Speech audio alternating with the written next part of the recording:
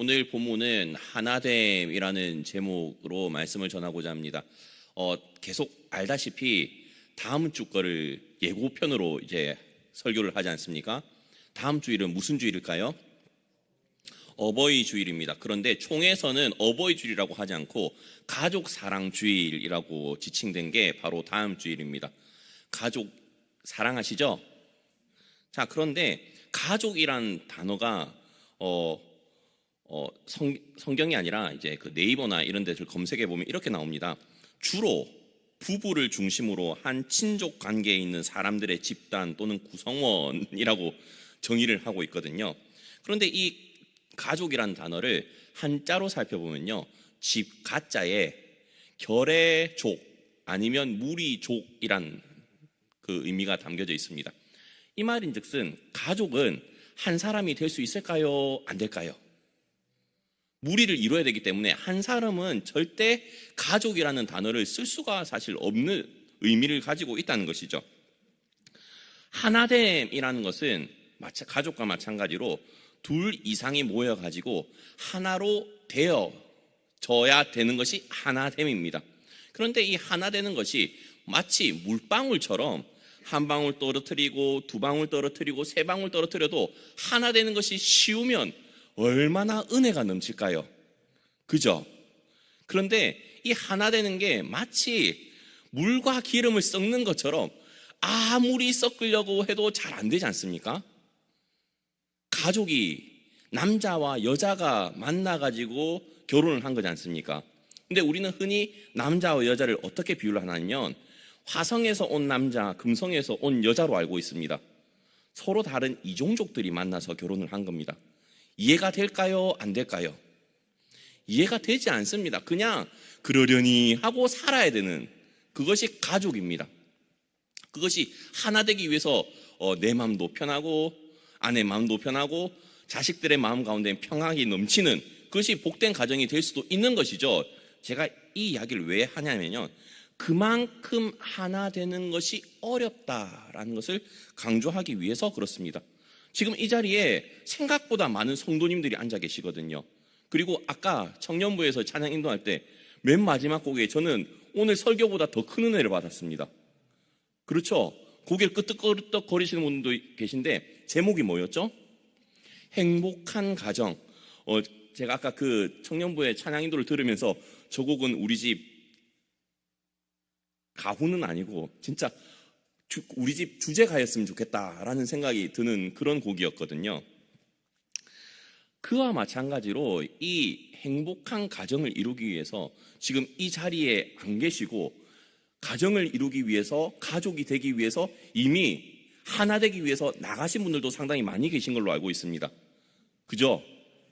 부모님에게 효도하기 위해서 자녀들과 만나서 하나 되기 위해서 많이 가신 분들도 계신데 이 자리에는 그 하나 되는 것을 잠시 미루고 주님 안에서 하나 되기 위해서 모인 줄 믿습니다.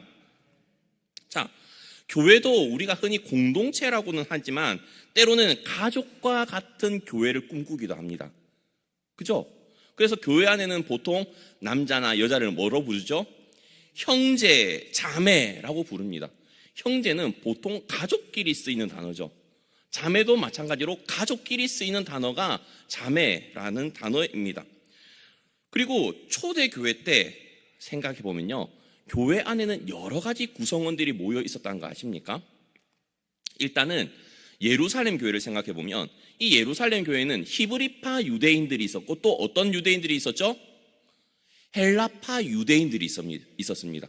같은 유대인들인데 히브리 정통 유대인들이 있었고 다른 데서 돌다가 모인 그런 유대인들이 있었다는 것이죠. 그런데 이 다들 알다시피 초대교회가 서로 물건도 통용하고 서로 나누어주고 고아와 가부들을 섬기며 얼마나 선한 영향력을 끼쳤던 교회입니까? 그런데 이 교회도 문제가 있었죠. 어떤 문제가 있었을까요? 사도행전에 보게 되면 헬라파 사람들의 과부들이 구제의 대상에서 빠지는 것 때문에 섭섭한 상황이 발생됐던 겁니다. 그러니까 결국 사도들은 그 초대교회 예루살렘 교회에 7 사도를 세우고 사도들은 기도와 말씀 사역에 전념하기로 하지 않습니까? 그렇게 아무리 성령 충만한 그 예루살렘 교회더라도 하나 되는 것이 결코 쉽지 않습니다. 그리고 초대교회 때는요, 가장 먼저 예수님께서 땅끝까지 이르러 내 증인이 되라라는 그 말씀을 주셨지 않습니까? 그런데 많은 사람들이 이 땅끝까지 이르러 내 증인이 되라는 말을 어떻게 받아들였냐면 이방인들은 대상으로 생각하지를 않았어요. 어떻게 대상으로 생각했냐면 전 세계 디아스포라 유대인들에게 복음을 전하는 것으로 생각을 했단 말입니다. 그것을 어떻게 알 수 있냐면 다들 알다시피 고넬료와 베드로가 만나는 사건이 있지 않습니까? 하나님의 천사가 베드로 보고 고넬료에게 찾아가래요. 그리고 고넬료도 베드로를 데리고 오래요. 그런데 하늘에서 환상을 보게 되는데 분명히 성경에서 먹지 못할 음식들을 막 보여주면서 먹으라라고 하는데 베드로가 뭐라고 하죠? 이 부정한 음식을 어떻게 먹습니까? 그런데 입으로 들어가는 것이 부정하지 않다라고 이야기를 하시면서 먹으라고 하죠. 도대체 이 환상이 무엇을 말할까라고 생각을 하다가 고넬료로부터 초청을 받고 그 집에 가서 하나님께서 보여주신 그 환상이 어떤 의미인지 발견하지 않습니까? 그래가지고 분명히 베드로도 그 전까지는 유대인들만 복음의 대상인 줄 알았는데 이게 아니었구나라는 것을 고넬료의 집에 가서 알게 됩니다. 그리고 이 이방인들 가운데서도 예수님을 영접하고 믿는 사람이 있게 되는 것을 알고 또 그 고넬료 집에 가가지고 성령이 임해가지고 방언도 터지는 것을 보게 되면서 우리가 잘못 생각하고 있었구나라고 알게 되면서 그 베드로가 예루살렘 교회에 와가지고 우리 유대인만 그 대상이 되는 것이 아니라고 강조를 하지 않습니까? 그래가지고 안디옥 교회를 통해가지고 파송을 하지 않습니까? 누구랑 누구를 파송하죠? 다들 알다시피 바나바와 바울을 파송합니다. 그 두 명이 파송되는 이유는 전 세계 각지에 흩어져 있는 디아스포라 유대인들을 위한 것이 아니라 이방인들을 위한 사역으로 뽑죠. 물론 예수님께서도 아나니아를 통해 가지고 눈 못 보는 다메섹 도상에서 눈 못 보는 바울을 찾아가라고 하시면서 바울을 보고 소개할 때 이방인의 사도로서 내가 이 일을 택했다, 임금에게 말씀을 전할 사람으로 택했다라고도 아나니아를 설득하지 않습니까? 이렇게 예수님께서는 이런 전 세계가 하나 될 수 있도록 그 계기를 마련해 주셨는데요. 당시 초대교회 또 다른 지역에 있던 교회 가운데서도 여러 사람들이 많이 모여 있었습니다. 지난 수요일에 제가 어떤 본문으로 했는지 기억이 나십니까? 이것이 지극히 정상적인 데살로니가 전서를 하면서 데살로니가 전서에 있는 그 대상이 누구라고 했죠? 유대인들이 아니라 데살로니가인을 대상으로 한 그 교회였다고 이야기를 했지 않습니까? 이방인들만 있었던 교회, 참 드물었던 교회. 그에 비해서 유대인과 이방인들이 함께 있었던 교회도 있었겠죠. 그 대표적인 교회가 바로 오늘 본문에 등장하는 에베소 교회입니다.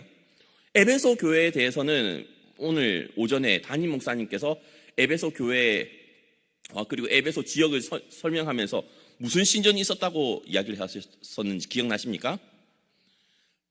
역시 하루가 지나지 않아가지고 기억하시는 분들이 많이 계시네요. 아데미 신전이 있었습니다. 이 아데미 신전이 상당히 크거든요. 예루살렘 그 성전으로 따지면 한 10개를 쫙 모아놓은 것처럼 그만큼 큰 신전이 바로 아데미 신전입니다. 그런데 이 아데미 신전이 있었던 이 에베소 교회는요, 유대인들도 있었고 이방인들도 있었던 교회입니다. 자, 그에 비해서 데살로니가인들이 모여있던 그 데살로니가 교회는요, 유대인들은 한 명도 없었는데 사도 바울로부터 칭찬을 들었었죠. 믿음의 역사와 사랑의 수고와 소망의 인내를 가졌었던 교회, 그러나 여러 가지 핍박이 있더라도 잘 견뎌내기를 권면했던 교회. 성경을 보시면 자세히 나옵니다. 제가 오늘은 에베소서라서 잘 설명을 못 드리겠습니다.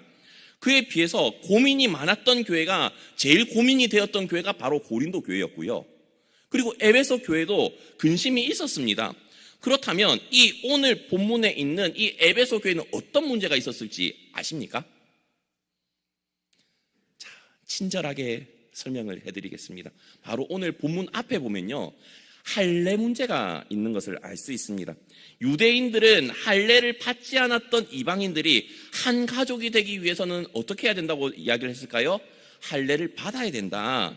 그런데 이 이방인의 할례 문제는요, 이 에베소 교회뿐만이 아니라 초대교회에서 가장 큰 문제 가운데 하나이기도 했습니다. 뜨거운 감자였죠. 특히나 유대 기독교인과 이방 기독교인 사이에서 일어나는 갈등과 분쟁의 원인이 되기도 했습니다. 유대 기독교인들은 어떤 사람들이었죠? 비록 기독교인이긴 한데요, 유대교로부터 출교를 당한 상태였기 때문에 기독교인이 되었지만 그들에게는 여전히 할례와 율법은 버릴 수 없는 것들로 자리매김되어졌던 상태였습니다. 어떻게 보면 유대인들이기 때문에 자신의 정체성과 관련된 것이었죠. 하지만 이방인으로서 예수님을 받아들인 이 기독교인들에게 있어서는 할례는 그거 꼭 해야 돼 라고 치부해버릴 수 있는 가벼운 거였습니다. 거기다가 구약의 율법에 대해서는 자세히 알지 못했기 때문에 더 그럴 수밖에 없었죠. 그런 그들에게 사도 바울은요, 예수 그리스도께서 법조문으로 된 율법은 폐하시고 자기 안에서 새 사람을 지어 화평하게 하셨다라고도 하셨고요. 오늘 본문 앞에 보면 십자가로 인해서 이 둘을 한 몸으로 하나님과 화목하게 하려 하셨다라고 오늘 본문 앞에서 말씀하고 있습니다. 게다가 이전에는 서로 원수되었던 것을 십자가로 소멸하게 하시고 이방인들과 유대인들에게 성령 안에서 하나님 아버지께 나아감을 얻게 하려 하셨다라고 하면서 오늘 본문 앞에 쭉 친절하게 사도 바울은 설명을 하고 있다는 것입니다. 이렇게 사도 바울은 십자가 사건을 통해서 옛 언약 아래에 있었던 성별, 인종 그리고 사회적 차별을 비롯해서 모든 차별을 무너뜨리시고 그들이 하나님 안에서 한 가족이 되게 하셨다라는 것을 강조하고 있다는 겁니다. 자, 생각을 해봅시다. 우리가 유대인이라고 가정을 해볼게요. 그 전까지는 이방인은 어떻게 여겼죠? 유대인이 안 돼봐가지고 모르시겠죠? 근데 다들 설교를 들었으면 어느 정도 기억은 하셔야죠. 유대인들은 이방인들은 어떻게 생각했죠? 개돼지로 생각했지 않습니까? 엊그제까지 개돼지로 생각했던 사람을 이웃으로, 가족으로 받아들이는 게 쉬웠겠습니까? 어려웠죠. 사도 바울이 이렇게 말을 했음에도 불구하고 쉽게 받아들여지진 않았을 겁니다. 도저히 한 가족처럼 지내는 게 힘들죠. 그렇지만 우리가 어떻게 알고 있죠? 우리는 이미 이 현대를 살아가고 있기 때문에 예수 그리스도께서 도저히 하나가 되기 힘든 이들을 위해서도 오셨다는 것은 알고 있습니다. 어떻게 보면 한국 교회도 마찬가지 아닙니까? 과거를 살펴봤을 때 조선시대 때도 어떤 교회는 양반이랑 천민이랑 같이 신앙생활을 했었던 교회도 있죠.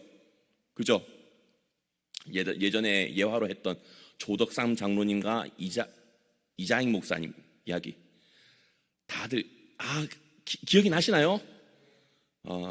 감사합니다. 그런 것처럼 천민과 양민이 함께 예배드렸던 교회도 있는 반면에 어떤 교회는요, 어떻게 양반이 천민이랑 같이 예배를 드려라고 하면서 떨어져 나왔던 교회도 있습니다. 예수님께서는 양반, 천민, 그보다 훨씬 더 심한 유대인과 이방인과 같이 적대적으로 원수되었던 그들을 위해서도 오셔가지고 하나 되기 위해서 오셨다고 하는데 겨우 출생의 비밀은 아니지만 출생 신분에 따른 그 갈등을 해결하지 못하고 교회가 쪼개져진 아픈 역사가 우리나라 가운데서도 있었지 않습니까?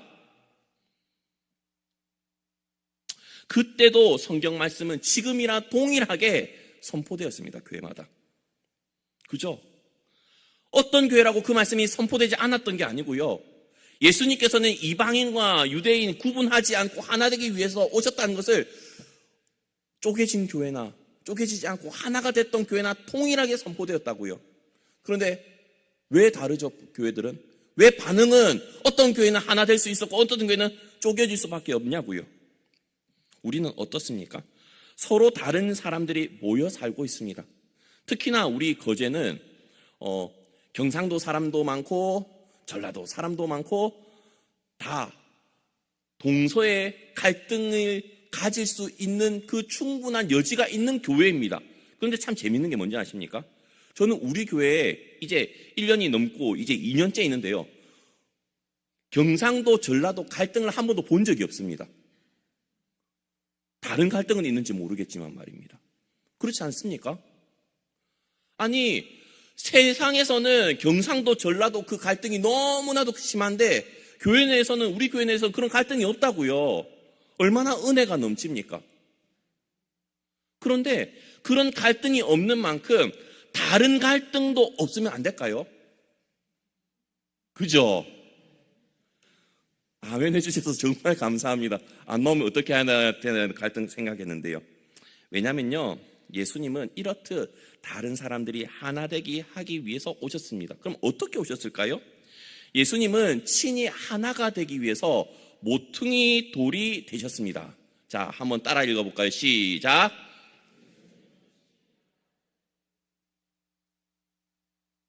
자, 모퉁이 돌이 되었다는 건요, 한쪽과 한쪽을 만날 수 있게끔 해주셨단 말입니다. 자, 벽돌을 가정을 해볼까요? 벽돌을 보게 되면 한쪽은 짧은 면, 한쪽은 긴 면이 있죠. 벽돌을 우리 교회 밖에 외부에 한번 다 같이 나가서 보실까요? 그렇죠.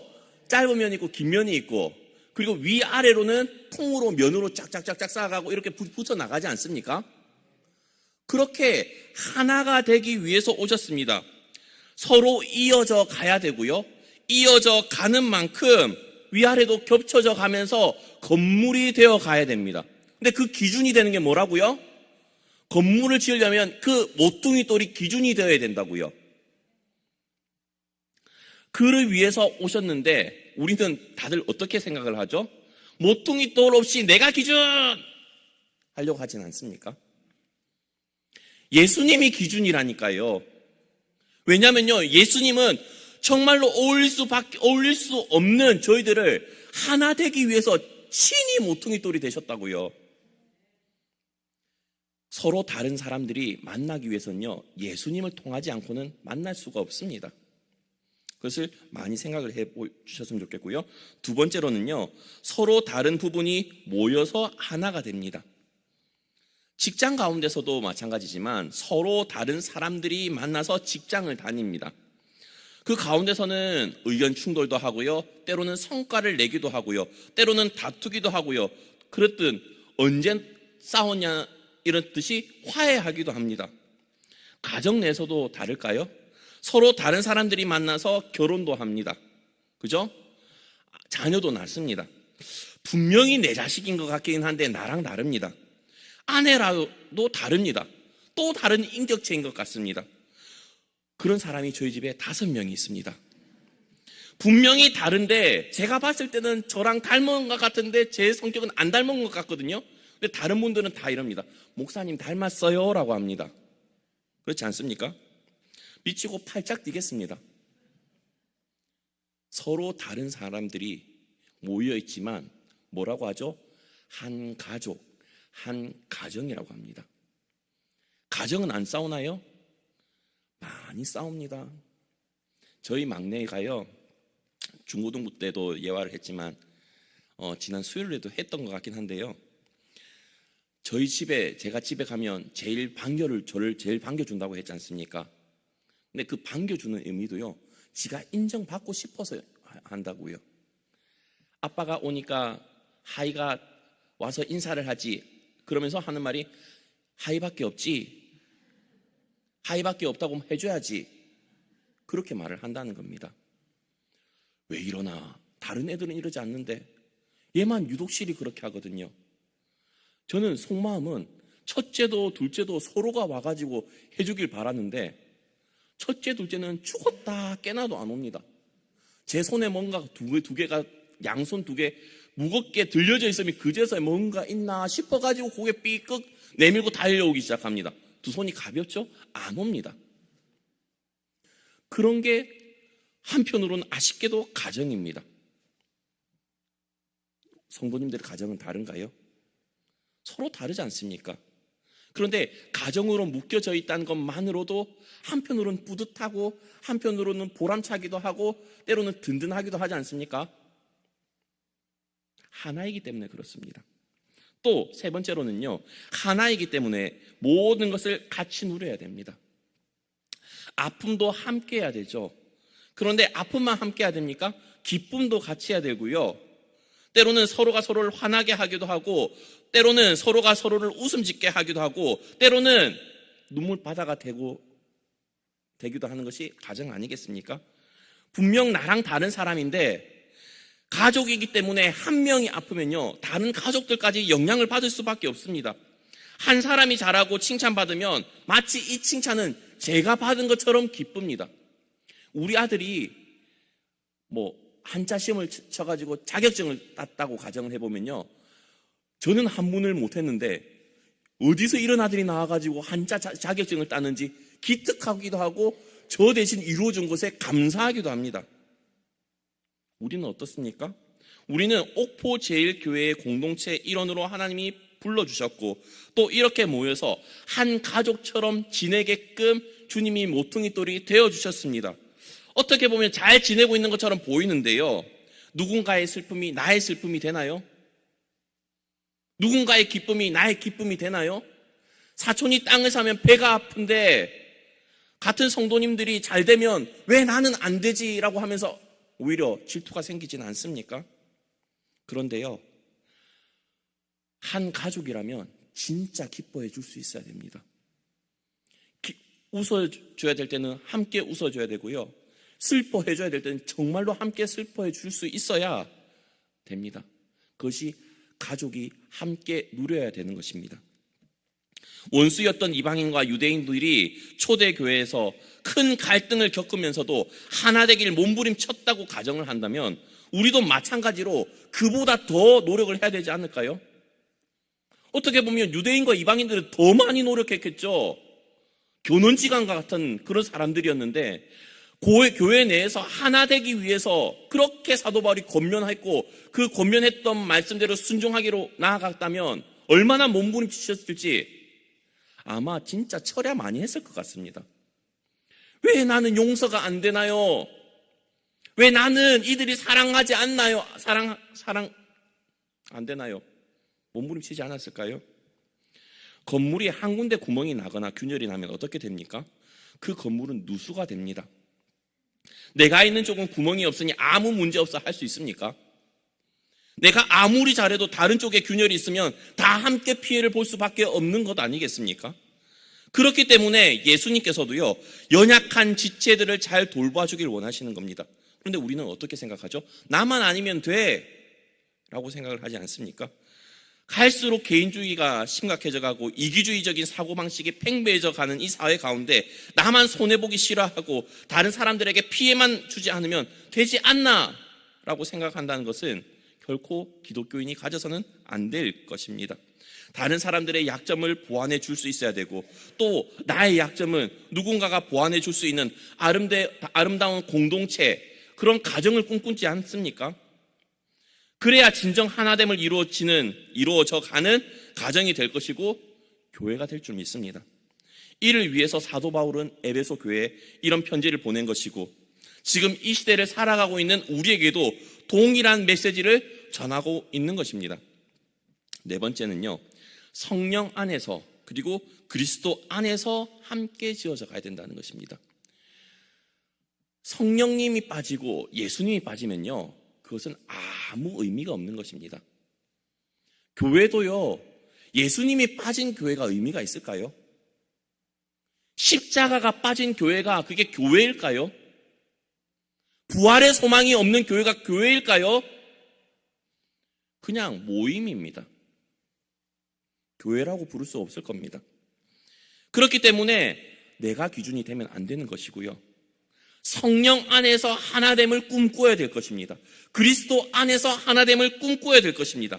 그리스도 안에서 지으려고 하지 않으면요, 혼자 우리는 따로 밖에서 놀 수밖에 없습니다. 그건 건물이 아니겠죠. 오늘 본문 2장 22절을 한번 읽어볼까요? 시작. 너희도 성령 안에서 하나님이 거하실 처소가 되기 위하여 그리스도 예수 안에서 함께 지어져 가느니라. 게다가 방금 읽었다시피 함께 우리가 짓는 게 뭐라고 이야기를 하고 있죠? 하나님이 거하실 처소가 되기 위한 것이라고 이야기합니다. 하나님이 거하실 처소. 열과 성을 지혜서 다해서 지어야 되지 않겠습니까? 그렇죠? 우리는 하나됨이라는 제목으로 말씀을 나눴습니다. 과연 나는 하나 되기 위해서 어떤 노력을 하고 있나라는 질문을 던져봤으면 좋겠습니다.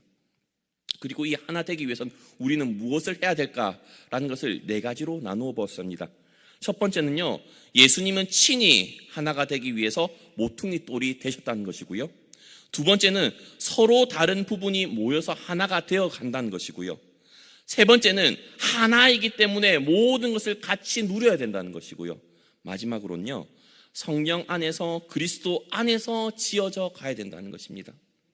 바라건대 우리 옥포제일교회 모든 성도님들은 가정 안에서, 교회 공동체 안에서 하나됨을 꿈꾸시길 바랍니다. 하나님, 사도 바울이 에베소 교회, 유대인과 이방인들이 함께 있어가지고 섞일 수 없을 것만 같은 그 교회에 권면의 메시지를 던지면서 하나 되기를 꿈꿨던 것처럼, 하나님, 너무나도 많은 성도들이 서로 다른 가치관과 그리고 세계관을 가지고 있다고 가정을 한다고 해도, 하나님, 우리 교회 하나 되게 해주시고 우리 가정도 하나 되게 도와주시옵소서라고 기도하실 수 있는 우리 성도님들 되시고요. 또한 하나 되기 위해서 우리 각자 개개인들이 노력을 하실 수 있도록 또한 믿음 가운데 순종의 걸음을 걸어 나가시길 바랍니다.